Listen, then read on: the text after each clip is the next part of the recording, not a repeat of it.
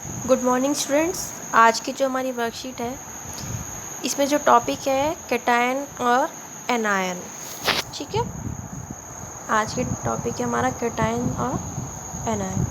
Cation मतलब positive ion, anion मतलब negative ion.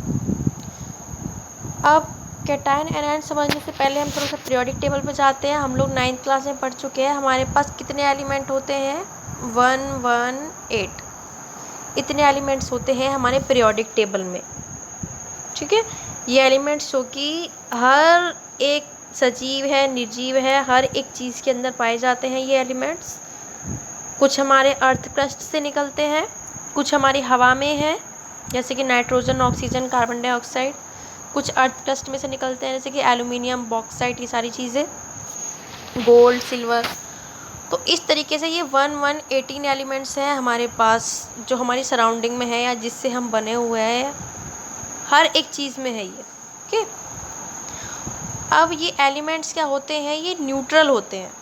Neutral यानी कि कोई भी ऐसी वस्तु न्यूट्रल होती है जिसके ऊपर कोई भी चार्ज ना हो। आपने मैथ्स में पढ़ा होगा, दो चार्ज होते हैं, पॉजिटिव और नेगेटिव। एक पॉजिटिव चार्ज होता है, एक नेगेटिव चार्ज। ठीक है, और कोई भी चीज़ न्यूट्रल कब होती है? जब उसके ऊपर पॉजिटिव और नेगेटिव बराबर हो। ठीक है, अगर हम कहें इसके ऊपर एक पॉजिटिव है, किसी चीज़ के ऊपर दो नेगेटिव हैं। ठीक है, कितने हैं नेगेटिव? दो। तो यहाँ पर कौन सा चार्ज ज़्यादा हो गया? नेगेटिव चार्ज ज़्यादा हो गया। देखो, अगर हम कह देते हैं किसी के पास एक नेगेटिव है और दो पॉजिटिव है, तो कौन सा चार्ज ज़्यादा हो गया? पॉजिटिव चार्ज ज़्यादा हो गया। ठीक है, अगर हम कहें उसके पास सिर्फ एक पॉजिटिव है, एक नेगेटिव है, तो कोई भी ज़्यादा नहीं है, तो वो एलिमेंट हमारा चीज़ क्या हो जाएगी? न्यूट्रल, जिसके ऊपर कोई चार्ज नहीं है। मतलब इसने इसको कैंसिल कर दिया, कैंसिल आउट। जैसे हम कहते हैं ना, +1 -1 कैंसिल आउट। तो इस तरीके से पॉजिटिव नेगेटिव एक दूसरे को कैंसिल कर देते हैं। अब हम एलिमेंट्स के रिगार्डिंग बात करते हैं कि कोई भी एलिमेंट कैटायन या एनायन, पॉजिटिव आयन या नेगेटिव आयन कैसे बनता है। कोई भी एलिमेंट है वो अपनी स्टेट में न्यूट्रल है। सपोज हम एग्जांपल ले लेते हैं ए, कोई भी एक एलिमेंट, उसके ऊपर +4 पॉजिटिव चार्ज है। नहीं, सपोज हम ये लेते हैं, हम हाइड्रोजन का एग्जांपल ले लेते हैं। हाइड्रोजन है, इसका एटॉमिक नंबर कितना होता है? एटॉमिक नंबर इसका है हमारा 1। एटॉमिक नंबर 1 होने का मतलब है इसके पास इलेक्ट्रॉन यानी कि नेगेटिव चार्ज कितना है? 1। प्रोटॉन यानी कि पॉजिटिव चार्ज कितना है? 1। इसके पास एक नेगेटिव है और एक पॉजिटिव है, तो ये न्यूट्रल होगा, पता है हमें। ठीक है, किसी भी एलिमेंट के पास जो उसका एटॉमिक नंबर है वही उसका नंबर ऑफ इलेक्ट्रॉन होते हैं, उतने ही नंबर ऑफ प्रोटॉन होते हैं। अगर number of proton number of electron के इक्वल है तो हमारा एलिमेंट कैसा होगा? न्यूट्रल, यानी कि जिसके ऊपर कोई चार्ज नहीं है, ना ही वो कैटायन है और ना ही वो एनायन है। अब हम दूसरा एग्जांपल लेते हैं। हमने एग्जांपल लिया सोडियम का। सोडियम हमारा जो है उसका एटॉमिक नंबर होता है 11। अब 11 उसका एटॉमिक नंबर है, इसका मतलब उसके पास इलेक्ट्रॉन कितने हैं? 11, यानी कि 11 नेगेटिव चार्ज है। प्रोटॉन कितने हैं? 11, यानी कि 11 पॉजिटिव चार्ज है। तो अब जब इसके पास 11 इलेक्ट्रॉन है, 11 प्रोटॉन है, तो ये कैसी स्टेट में होगा? न्यूट्रल, जिसके ऊपर कोई चार्ज ना हो। ठीक है, अब हमने क्या किया, इस सोडियम में से जिसके पास की 11 इलेक्ट्रॉन है और 11 प्रोटॉन है, हमने एक इलेक्ट्रॉन इसमें से बाहर निकाल दिया, तो इसके पास कितने इलेक्ट्रॉन रह गए? 10। और प्रोटॉन इसके पास अभी भी कितने हैं? 11। तो नेगेटिव चार्ज कितना रह गया? 10। पॉजिटिव चार्ज कितना है? 11।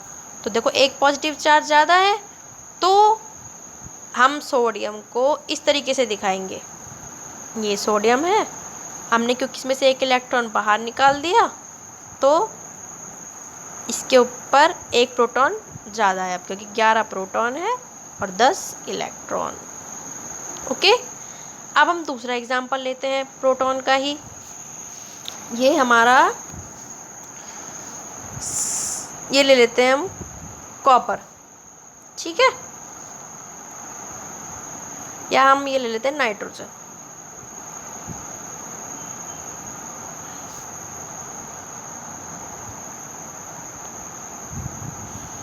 नाइट्रोजन का क्या है, इसके पास देखो ना तो इसको प्रोटॉन बोल रहे हैं ना न्यूट्रॉन। यहाँ पे इसकी वैलेंसी दिखाई गई है, देखो वैलेंसी आने की, वैलेंसी हम किसी की भी कैसे देखते हैं, 2, 8, 8, 18 इसमें से माइनस करके। नाइट्रोजन के पास कितने एटॉमिक नंबर नाइट्रोजन का कितना होता है,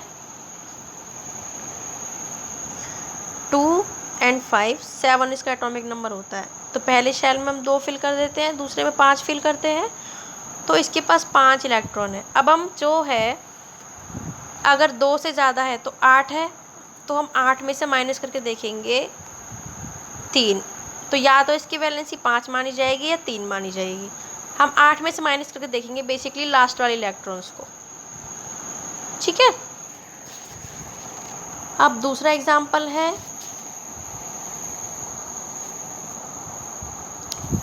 हम एनायन का लेते हैं। एनायन कैसे बनता है, जब एक इलेक्ट्रॉन फालतू हो तो यानी कि नेगेटिव चार्ज ज़्यादा है तो एक इलेक्ट्रॉन एक्स्ट्रा है।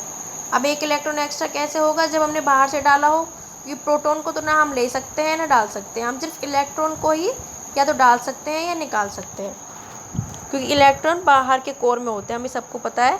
प्रोटॉन और न्यूट्रॉन यहाँ होते हैं, इलेक्ट्रॉन यहाँ घूम रहे होते हैं किसी भी एटम में, ठीक है। तो इलेक्ट्रॉन यहाँ घूम रहे हैं तो थोड़ी सी एनर्जी देके हम उन्हें निकाल सकते हैं और इसमें इलेक्ट्रॉन ऐड भी कर सकते हैं। इलेक्ट्रॉन निकालेंगे तो एक नेगेटिव चार्ज कम हो जाएगा, तो हमारा पॉजिटिव साइन आ जाएगा एटम के ऊपर।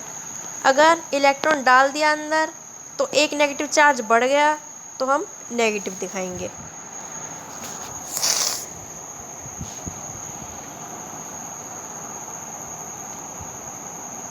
तो इस तरीके से हमारे कैटायन और एनायन बने हुए हैं। ये देखिए, इस सब के ऊपर -1 आ रहा है, इसका मतलब इन्होंने एक इलेक्ट्रॉन बाहर से लिया है। इसके ऊपर -2 आ रहा है, इसका मतलब इसने 2 इलेक्ट्रॉन बाहर से लिए हैं। इसके ऊपर -3 आ रहा है, इसका मतलब इसने 3 इलेक्ट्रॉन लिए हैं, ठीक है। अब मॉलिक्यूलर फार्मूला कैसे बनता है, सपोज हमें MgCl2 बनाना है, मैग्नीशियम और क्लोरीन को जोड़ना है, तो हम कैसे जोड़ेंगे। मैग्नीशियम के ऊपर कितना चार्ज है, 2 पॉजिटिव, क्लोरीन के ऊपर कितना है, 1 नेगेटिव, ठीक है। तो अगर हमने MgCl लिखा, ठीक है, हमने लिख दिया मैग्नीशियम और क्लोरीन, तो यहाँ तो रहा हमारा +2, यहाँ तो हमारा कितना रहेगा +2, और यहाँ कितना आएगा -1। तो क्या एक दूसरे को न्यूट्रल कर रहे हैं, नहीं कर रहे। तो हमें न्यूट्रल करने के लिए क्या करना पड़ेगा, एक और नेगेटिव बढ़ाना पड़ेगा। एक और नेगेटिव कैसे बढ़ेगा, हम एक और क्लोरीन बढ़ा दें, ठीक है। तो +2 से एक मैग्नीशियम और 2 क्लोरीन लिए, इसलिए 2 माइनस चार्ज आ गए 2 क्लोरीन से। तो इस तरीके से हमारा MgCl2 बन गया, ठीक है। अब सपोज यहाँ आपसे कुछ क्वेश्चन पूछे हुए हैं, पहले तो सबकी वैलेंसी पूछिए, सिंबल पूछे, आपको ऊपर से बता सकते हो। ये तो कुछ फार्मूले लिखने हैं आपको। सबसे पहले जैसे मैं एक एग्जांपल बता देती हूँ, बाकी आप खुद करेंगे। कैल्शियम कार्बोनेट, कैल्शियम कार्बोनेट कैसे बनेगा, कैल्शियम ढूंढो कहाँ है, कैल्शियम के ऊपर कितना चार्ज है, ये देखिए कैल्शियम, ये रहा हमारा, कैल्शियम के ऊपर +2 चार्ज नज़र आ रहा है आपको, ठीक है। ये रहा कैल्शियम के ऊपर +2।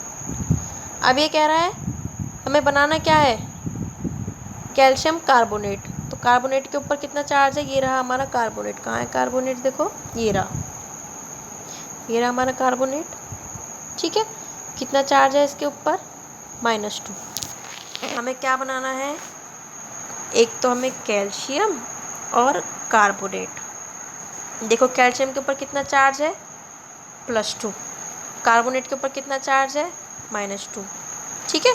तो दोनों देखो एक दूसरे को न्यूट्रल कर रहे हैं, तो इसलिए एक कैल्शियम जुड़ेगा और एक ही कार्बोनेट।